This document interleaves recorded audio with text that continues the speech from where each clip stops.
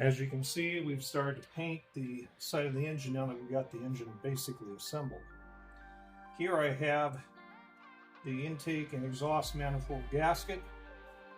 You can see that I've masked it off with blue masking tape.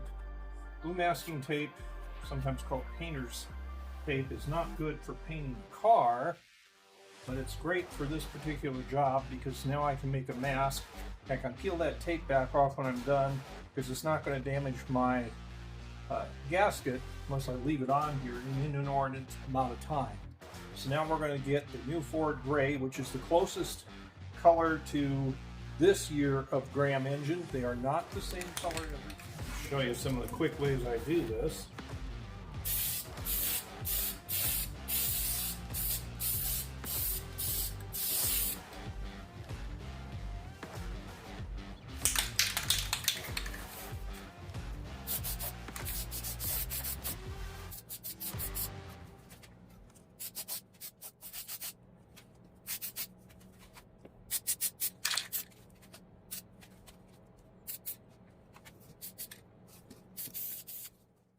You can see the gasket removed. Nice patterning we have left. And we'll throw the gasket after taking off our blue tape back on. And we're ready to start installing things on this side of the engine. Now we're going to install our fuel pump assembly, which we've done previously quite some time ago. We've got our gasket here with the Aviation Permatex again. In case you're wondering, the reason we use Aviation Permatex is it's a higher quality sealant for putting in the gaskets than you would have had like using shellac, which would also be used back in the day.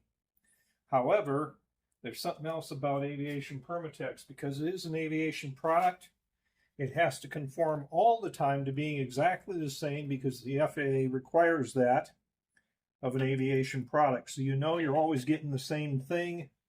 It's always going to be identical to what it's supposed to be.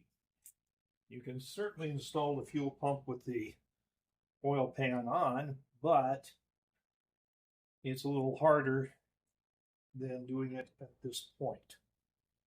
So that's why you're seeing it now.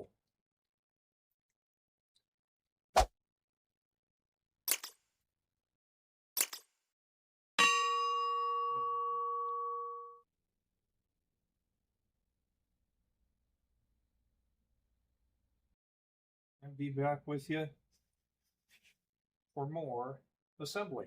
As you can see on both ends, we placed the rubber gasket pieces that go on the end seals for the oil pan. Originally these would have been corked. There's no reason they have to be corked. The modern rubber ones will in fact work for this. And I'm going to go through and use the Aviation Permatex on this side of the pan gasket. Then we'll put the oil pan on and install it. For reference, all 8 of the end bolts are longer than the other 10 bolts along the sides. So keep that in mind when you're assembling it. Also, if you have excess Aviation Permatex to squeeze out somewhere, use a paper towel and prep all, and you will be able to clean it up perfectly. At this point, there's a special instruction that matters. The front cover is on here. The gasket is in there. That's with the Aviation Permatex. All the bolts are around here, but nothing's tight because Graham Page has specific instructions on how to do this, so the seal is going to work. Now, just so you know, also, the engine was set at top dead center. And just as if we timed it, I turned it all back there. It's sitting there. All of that is not all that important. Got the Woodruff keys back in here. And I've got the entire vibration damper assembly right here. Now, if I can get this lined up just right, go somewhere. Looks like I've got to tap on the Woodruff key just a touch. There we go.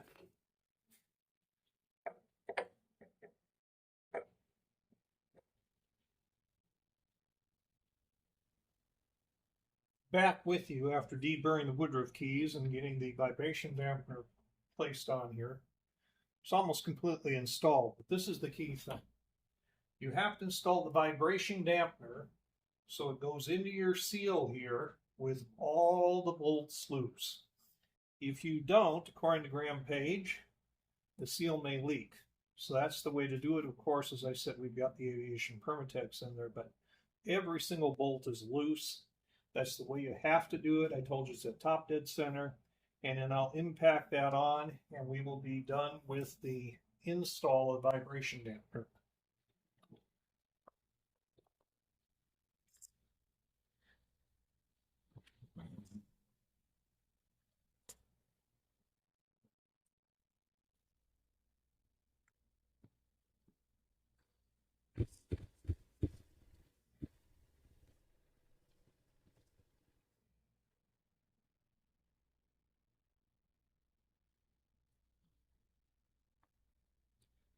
For reference, that's an 1.5 inch special socket I have just for doing Graham engines. Here we have our valve cover with the gasket applied only to the cover itself.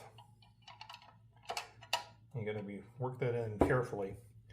To be honest, from what I see, I would call this engine harder to work on in the valve area than, believe it or not, the supercharged engine.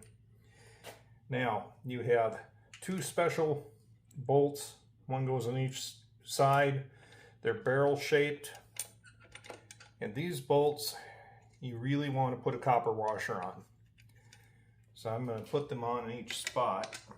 As I say, this would be really hard to work on when I have the manifolds back up there again. We test fitted all that, make sure it was right. But you can also see this bolt is right behind your fuel pump. And you can get in there and start it, but it's still fairly hard to get to. The center bolt is a standard bolt, but each one should have a copper washer. Now, something to keep in mind, we're only gluing it to the valve cover itself. If you glue this whole thing shut, seal everything up, yeah, it'll never leak, but realistically, you aren't going to have an easy time getting back to it if you have to, which you probably will someday. Over here, when we put the breather tube on, the breather tube, there's no seal in here, it just slides up in here. The breather tubes on these engines will always drip. They'll drip at least from the bottom. Eventually, you'll get seepage around here. And usually, the valve covers, after time, will develop some very minor leaking. If they're totally bent up, you got to straighten them. Even though they're heavy steel, after this much time, people have often messed them up. This is the most likely portion of what you're going to have put together that's going to leak, provided you did your front end right like I told you. So I'm going to put those particular bolts in and install the breather. The breather just fastens underneath the bolt on the side of the engine. We're going to apply the build plate to the side of the engine. I'm putting VersaChem non-hardening sealer in these 4 holes. The reason being is the holes go all the way through into the oil galley. And given the age, if you don't do this, they're almost for certain going to leak. And the VersaChem non-hardening sealant is highly oil resistant as well as antifreeze resistant. Wipe the excess off the surface here. I don't want to get rid of it in the hole though. So I'm only wiping off the surface. Here's the brand new plate. I make these up here as necessary. And this is a drive nail. I'll show you a close-up shot of what a drive nail really is, but that's exactly how they installed them originally. And drive nails are nickel plated, and you hammer them in. Theoretically, it wouldn't leak, but given its age, it probably would. As you can see, this plate is copper. I've seen both copper and non-copper ones, but I must admit, I think the copper is more common. Give you a close-up of the drive nail. That's what a drive nail looks like.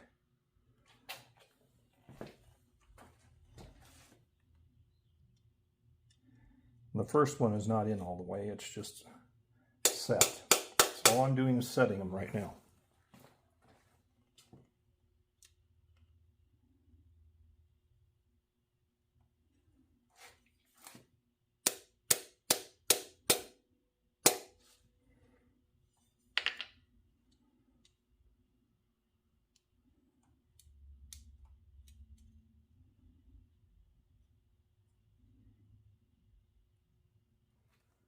Well, I finally got them all to start. They're very futzy to get started.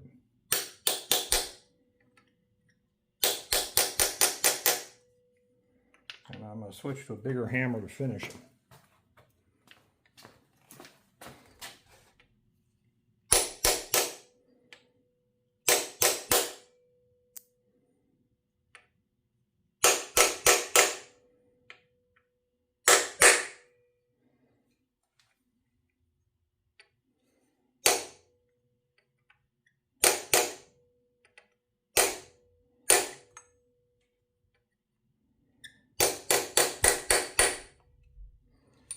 Now they're all fastened in. At this point, you can see a lot of things have been done to the engine assembly. I'm going to go through a number of things with suggestions. I didn't think you needed to see all the little pieces going on, but I'm going to tell you what you should do. And in particular, if you want to know exactly how to torque the head, I'm going to give you the torque specs, but you can watch that in the Supercharged Engine series, and we'll put a link up here somewhere so you can go click on that if you want to see that. The key to torquing the head is real simple. You always start in the middle. You either work out forward or you work out backwards. Then you move over a row, starting in the middle, work out forward, work out backwards, and the same thing on the opposite side, then the outside, then the outside. Okay? Always starting in the middle, working forward or working backwards. You can do either direction, but you've always got to start in the middle. Now, the three settings you use are 25 foot-pounds, 35 foot-pounds, and finish with 44 foot-pounds. That gives you the proper setting for torquing the head on this engine. All the spots you're about to see are best sealed with this particular product. The reason being that we're talking about something that's 80 plus years old, and you can't guarantee it's going to seal like it did originally. So I strongly recommend this is used in each of these spots I show you.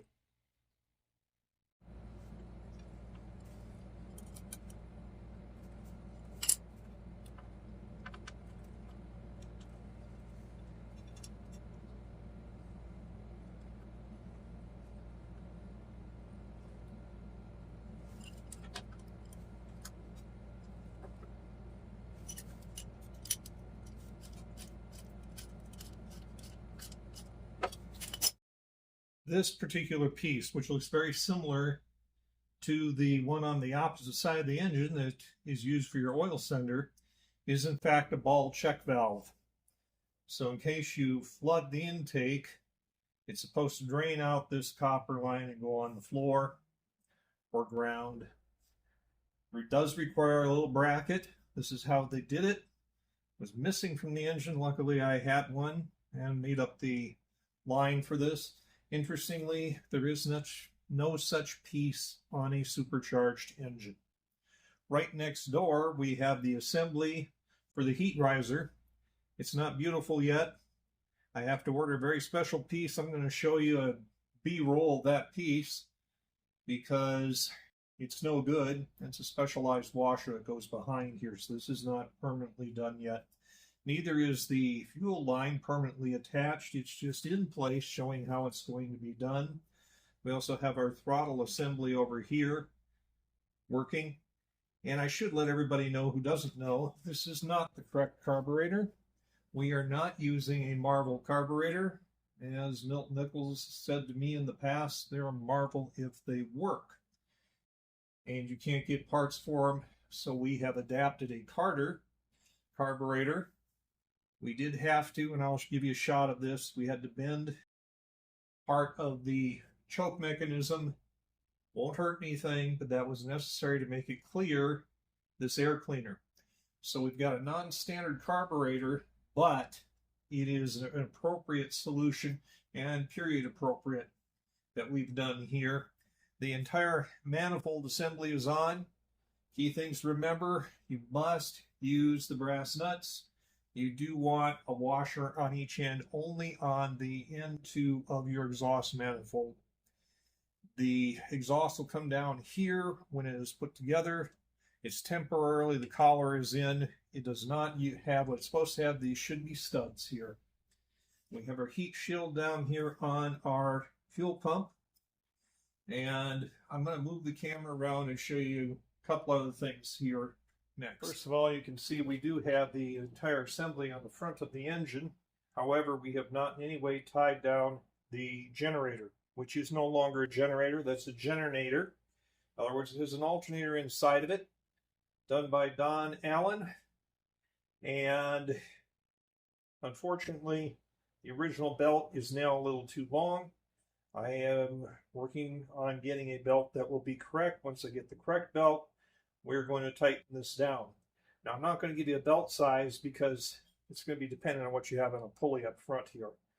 It is 5/8 inch wide, but that's all we're going to cover with that.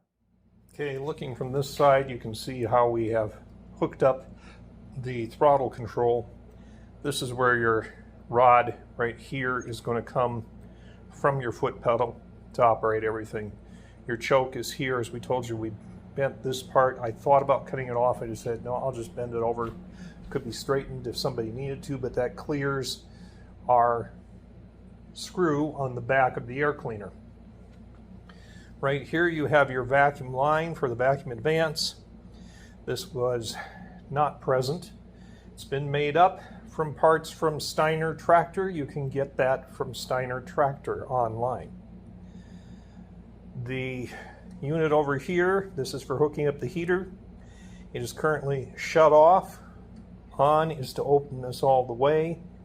And if you're going to have it on, you really do want to go all the way up, because if you don't, it's likely to leak here. So you want to get all the way up and seal it, or all the way down, which turns the heater off. This part was no good on the engine, but this is also fancier than what was on there, but certainly possible to get back in the day when this is shut off valve also. Here you have a vacuum port. That's going to go to the vacuum windshield wipers on the car, theoretically.